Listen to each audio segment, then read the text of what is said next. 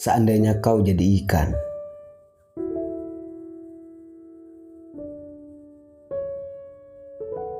sungguh aku ingin jadi ikan. Begitu kota-kota jadi laut, aku akan berenang di atasnya. Suatu kesempatan kau mengatakan keinginanmu itu. Aku cuma tersenyum, setelahnya menggeleng. Keinginanmu yang gila itu, waktu itu kuanggap begitu. Berkali-kali kau katakan. Di setiap pertemuan, di setiap percakapan, tak mengenal tempat, kamar kosku, rumah kontrakanmu, kantin pabrik tempat kita bekerja, KFC, mall, bahkan saat kita menonton film. Keinginanmu itu benar-benar gila, sergaku. Betapa tidak, ketika banyak orang menghendaki jadi sebenar-benar manusia, justru kau ingin jadi ikan, hewan air. Padahal, Putri Duyung dalam sinetron yang dimainkan Ayu Azhari selalu merindukan dirinya berubah jadi manusia. Tidak masuk akalku. Absurd, tekanku kemudian. Tetapi justru ku dengar kau tertawa, berderai, membuat tubuhku berguncang. Aku emosi, marah. Tadinya, ku ingin mencengkeram lehermu lalu mencekik hingga mampus. Tetapi urung, aku tak ingin menodai tanganku dengan kematian orang. Apalagi kau adalah temanku. Apa yang akan ku jawab jika polisi menginterogasiku? Jawaban apa jika Tuhan menghisapku kelak di lain tempat? Maka itu, ku batalkan keinginanku mencekik lehermu. Tapi tak urung, ku tinju dadamu, tentu tidak dengan tenaga maksimal. Sedikit merintih, lalu kau tertawa lagi, makin berderai. Kau pikir keinginanku menjadi ikan gila? Tak masuk akal, absurd, ujarmu. Aku mengangguk, makin kesal. Seperti Nuh sewaktu membikin perahu, waktu itu tidak musim penghujan dan jauh dari tepi laut. Kaum Nuh mengolok dan meneriaki Nuh sebagai orang gila. Bahkan putra kandungnya menganggap ayahnya itu sudah gila. Tetapi apa yang terjadi kemudian? Lanjutmu. Perahu yang tak begitu besar itu telah menyelamatkan orang-orang beriman yang percaya pada risalah yang dibawa Nuh. Dan putra Nuh terseret bah, tenggelam, dan mati entah di mana. Aku ingin membantah. Sesungguhnya kau bukan Nuh. Karena itu, mukjizat apa yang akan kau terima jika keinginanmu menjadi ikan tercapai? Adakah setelah kau jadi ikan, bah akan datang? Kota ini kemudian menjadi lautan maha luas dan maha dalam. Tidak kan? Tidak akan kota ini menjadi lautan. Tak akan air laut tumpahnya sampai ke kota ini. Lantas, untuk apa kau memimpikan jadi ikan? Kataku, memberondongnya dengan pertanyaan. Kau menjawab bahwa sebenarnya kau sudah bosan hidup sebagai manusia. Terlalu banyak manusia yang sejatinya bukan manusia. Mereka punya otak, tapi tak pernah digunakan untuk berpikir tentang kebesaran Tuhan. Mereka punya hati, tapi tak pernah untuk berzikir. Manusia punya mata, tapi apa yang selalu dilihatnya? Mereka punya tangan, hanya digunakan untuk mengambil bukan miliknya. Zakar mereka ditancapkan ke sebarang orang. Vagina mereka dibiarkan terbuka untuk semua orang. Kedua kaki yang diberikan Tuhan dilangkahkan ke tempat-tempat asing dan gelap. Aku merasakan bahwa dosaku sebagai manusia sudah begitu menggunung. Tak tak dapat dihapus saking banyaknya. Oleh karenanya, untuk apa ku pertahankan diri sebagai manusia? Bukankah hanya hewan dan benda-benda di bumi ini yang bebas dari pertanyaan Tuhan pada hari akbar nanti? Aku tak mampu membayangkan ketika kakiku melangkahi titian rambut yang dibelah 7 itu, dan di bawahnya kobaran api yang amat panas. Aku tak sanggup, apalagi membayangkan katamu. Aku sudah malas berbantahan. Kau terlalu ngotot mempertahankan keinginanmu. Daripada aku makin kesal, lalu berang dan keinginan mencekik lehermu jadi kenyataan, persoalan akan rumit. Apa alasanku membunuh sahabat ketika polisi bertanya? Tetapi, toh kau tak akan pernah menjadi ikan. Tuhan tak juga mengubahmu dari manusia ke ikan. Ini bukan zaman sihir nenek jahat. Hanya saja sejak berbantahan yang nyaris berkelahi itu, kau tak lagi mengunjungi kamar kosku. Aku tahu kau pasti marah, tapi aku tahu juga kau sengaja tak menemuiku karena hendak menghindar agar tidak beradu fisik denganku.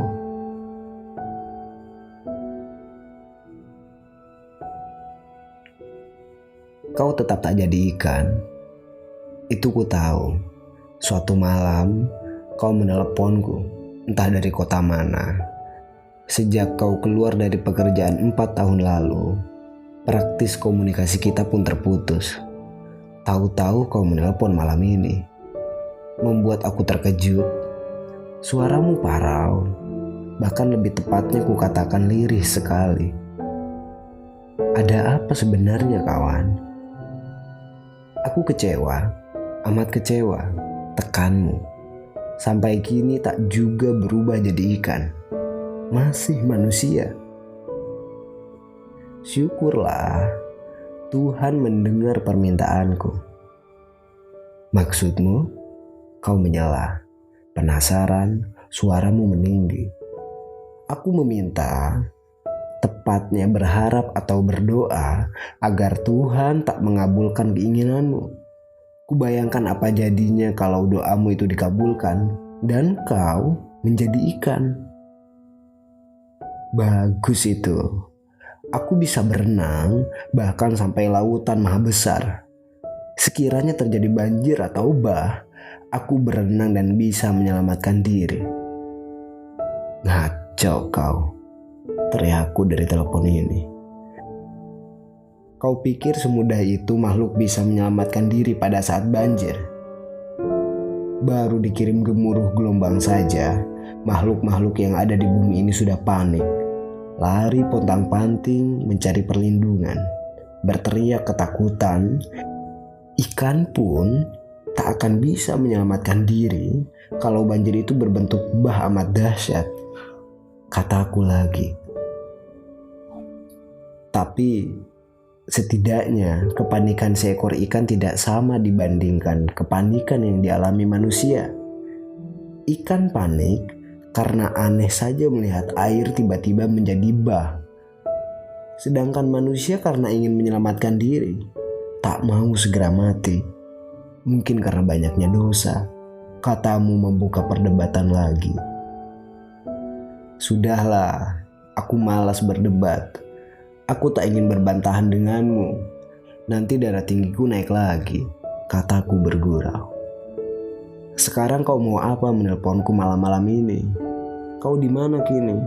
Sudah dapat pekerjaan lagi? Dari dulu kau memang malas diajak dialog. Aku sudah dapat pekerjaan lagi, jadi satpam. Itu sebabnya aku teleponmu, mau mengabarkan bahwa aku sudah bekerja lagi. Sudah punya istri. Dari dulu aku sudah janjikan tak mau berumah tangga. Perempuan dilahirkan untuk merepotkan lelaki, dan aku tak mau repot-repot mengurus istri. Lebih santai sebagai lajang. Jawabmu tertawa, berderai. Hus, Kalau bicara itu pakai otak ya, selaku. Kau pikir perempuan hanya merepotkan kita? Justru karena dia sebenarnya lelaki terbantu. Siapa bilang? Apa dalilnya? Potongmu segera. Aku malas gunakan dalil. Aku yang bilang, aku menegaskan. Tapi ngomong-ngomong, kau di mana sekarang? Di Aceh. Jawabmu cepat. Lalu, ku dengar tawamu. Keras sekali. Aku yakin tubuhmu pasti berguncang, seperti kebiasaanmu saat tertawa seperti itu. Meski aku ikut tertawa, entah mengapa kepalaku menggeleng. Aku seperti tak bisa mempercayai kalau temanku itu kini sudah berada di provinsi paling ujung Pulau Sumatera. Sejak kapan dia pindah ke sana? Dengan apa dia bisa sampai di sana? Siapa yang mengajak? Bukankah di kota J ini ia mampu cari pekerjaan lain, asalkan sungguh-sungguh? Untuk apa sampai ke Aceh kalau cuma jadi sapam? Aku membatin. Kenapa kau membuyarkan lamunanku? Aneh ya, aku sudah di Aceh. Para tenaga kerja kita sampai ke luar negeri. Kau merasa tak aneh? Kau tak acuh? Aceh kan masih Indonesia, kawan. Ya, aku tahu. Aceh memang masih Indonesia. Tapi di sana itu belum aman. Kau bisa tewas entah oleh tentara RI atau diberondong gerilyawan GAM. Jangan-jangan kau nyambi pengirim ganja ke J ya? Ucapku beberapa kejap terdiam. Aku malah tak pernah melihat ganja di sini. Aku tak tahu mana yang ganja itu. Kalau soal GAM, aku memang pernah jumpa. Tapi GAM yang pernah mengobrol denganku sangat baik dan santun. Bukan pembunuh seperti yang kita baca selalu di media massa. Sungguh, aku bukan berpihak pada GAM loh. Lalu hubungan telepon terputus. Seperti sengaja ada yang memutuskan. Aku tak tahu apakah ia menggunakan pesawat telepon kantornya, lalu ketahuan pimpinannya.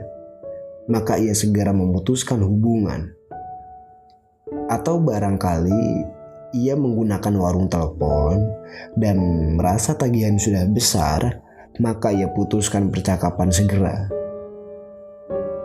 Jangan-jangan di sebelahnya ada intel dari tentara atau GAM. Segala kemungkinan bisa terjadi.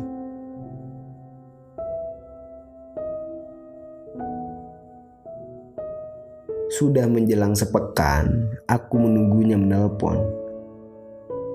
Setiap aku tiba di kantor, selalu kutanyakan ke bagian penerima telepon, apakah temanku dari Aceh telah menelponku. Petugas telepon selalu menggeleng. Aku mulai dimabuk perasaan rindu padanya. Kalau saja aku memiliki nomor telepon atau handphonenya, sudah sejak sepekan lalu ku telepon. Sayangnya, aku lupa menanyakan nomor telepon atau handphone dia sewaktu menelpon dulu. Inilah kebodohanku yang pertama dan nyata. Tak pernah kubayangkan kalau kemudian aku benar-benar kehilangan informasi tentangnya. Komunikasi dengan temanku yang dulu amat ingin menjadi ikan benar-benar terputus. Padahal saat sekarang ini aku benar-benar ingin tahu nasibnya. Sesudah gempa dan tsunami menghajar Aceh yang menewaskan lebih dari 8.000 jiwa dan puluhan ribu lainnya dinyatakan hilang. Aku tak tahu apakah temanku itu termasuk yang tewas ataukah yang dinyatakan hilang. Dari layar televisi, kusaksikan puluhan ribu mayat bergelimpangan, dilempar dan diseret air hitam yang sangat deras setinggi 8 meter, lalu membusuk, tumpukan barang, puing bangunan, rongsokan kendaraan, timbunan sampah, lalat, ulat, bangkai ikan, anjing, ayam, bau busuk menyengat, tangisan, wajah duka dan pilu karena ditinggal sanak keluarga, wajah-wajah yang muram dan putus asa, yang mengais ingin menemukan mayat sanak keluarganya.